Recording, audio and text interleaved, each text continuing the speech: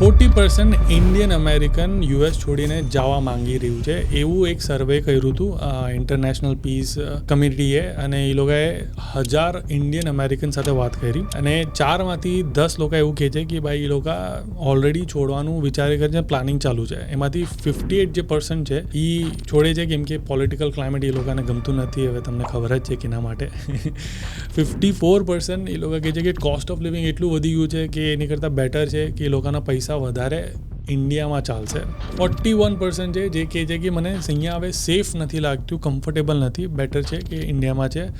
અને 30%થી વધારે જે છે એ કહે છે કે મારા પેરેન્ટ્સ હવે ઓલ્ડ થઈ ગયા છે તો એ લોકોનું ધ્યાન રાખવા માટે મને જવું છે. આના બાવજૂદ હવે બીજું જે સ્ટેટ છે એ છે કે 70% ઓફ જે H1B છે એ આપણા ઇન્ડિયન્સનું જ છે. અને લોકો કમ્પ્લેન કરે છે કે ભાઈ તમે ઇન્ડિયન્સ આટલા બધા કેમ H1B લઈને જાઓ છો.